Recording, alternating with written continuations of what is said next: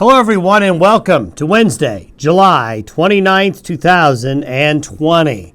Well, rain chances are going to remain for some of you through Thursday, especially areas in Wyoming, southern Montana, western Nebraska that really need the rain. Well, you've got 2 more days where your chances are good. After that, things begin to dry out.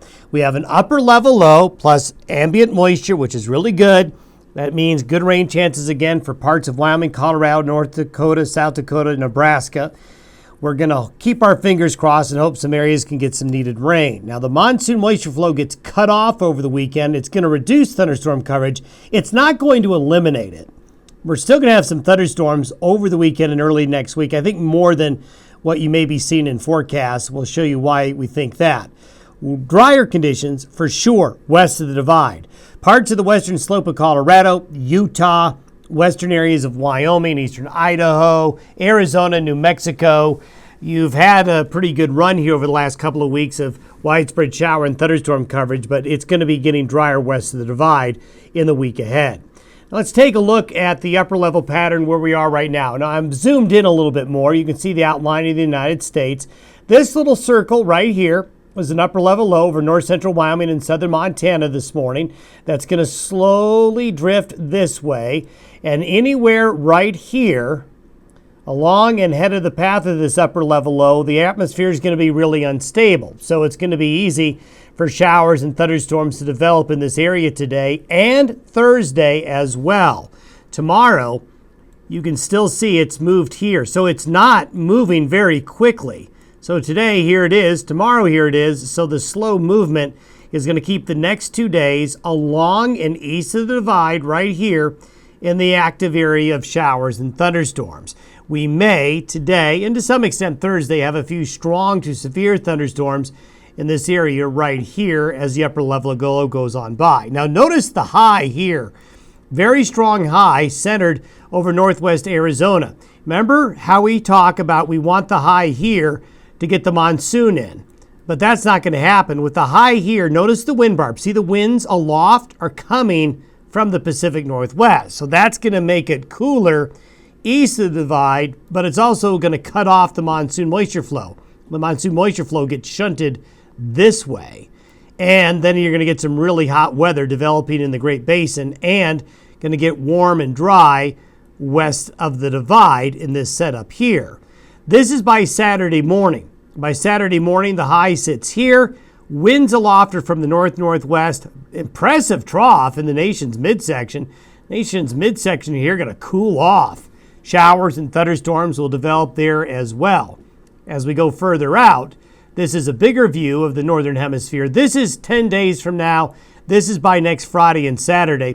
Notice the high starts to shift eastward again from here to here. So, for those of you that watch this podcast and listen to it, you know that if that high moves east, what's that do? That opens the door to the monsoon again.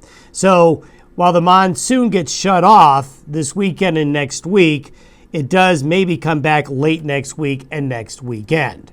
Let's take a look at where we think the rain chances are going to be the highest.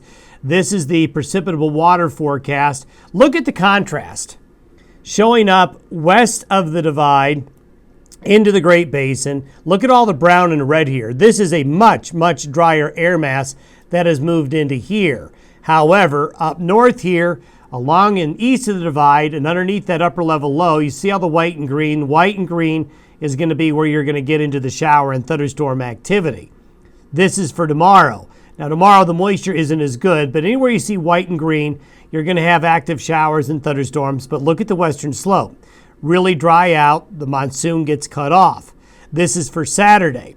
What I want to show you for the weekend is we still have moisture along the divide and east of the divide. So you're going to get afternoon and evening thunderstorms over the mountains along this boundary where there's moisture. West of there, where the air is drier, there's going to be very little or no thunderstorm activity. And this is for Sunday. So for Sunday and Saturday, for the weekend, if you're planning to head to the mountains of Colorado or Wyoming, you're going to still see some afternoon and evening thunderstorms. But you can see the monsoon flow here, really nothing like it was over the last couple of weeks. Now, 10 days out, we talked about that high migrating eastward and the monsoon comes back. Well, there it is. See the green coming back? By late next week and the following weekend, we'll start to see that influx of moisture again, and shower and thunderstorm activity will pick up in Colorado's western slope, back into the Wasatch of Utah, and back into the western high plains. Now, I want to talk a little bit about the dryness and show you some maps here that show you the accumulated measured rainfall that has taken place in the last 30 days, the last 90 days, and the last 6 months. This really illustrates where it's been feast or famine. This wedge of dryness, notice this brown area here that extends up into southern Montana, into central and north central Wyoming, along and west of the divide right here. This is really the area that is experiencing really, really dry conditions, really dry since May in this area here. Now notice you got a lot of green and blue once you get out east of this area. Now it's not great, but certainly it's been better out there in many areas. Southeastern Wyoming, the southern part of the Nebraska Panhandle, this is the last 90 days I'm looking at. And then as you get up into Montana, the Dakotas, areas off to the east, another area of concern is right here in the southern plains. This area continues to be dry. So going back 90 days, you can see a trend here that got started. So as we go forward, this is the last 30 days. Notice basically it shows up as the same area here mostly. It's the same little dagger here, almost looks like a finger pointing into the area here of dryness over the last 30 days. There's a strong reflection here, 90 days to the last 30 days. And then if you go to the last 180 days, roughly the last 6 months, you can see the same areas experiencing the driest conditions. Now, a big reason for this is that vicious cycles happen with droughts. When you get the ground dry, especially if the ground gets dry in the spring, if you don't have a wet spring, you have less soil moisture. The less soil moisture in the ground evaporating back into the air means less water for showers and thunderstorms to work with. So as the ground gets drier, it gets harder to rain.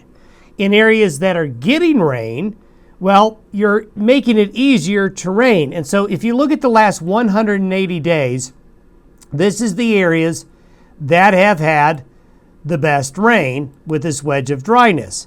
Now, if you go back to the last 30 days, notice the correlation. The areas that have been with a wet ground in the last 30 days, in the last 90 days, in the last 180 days have gotten the rains recently, while the drier ground here has not. That is why March, April, and May, and early June in this part of the country are absolutely critical for the rest of the year.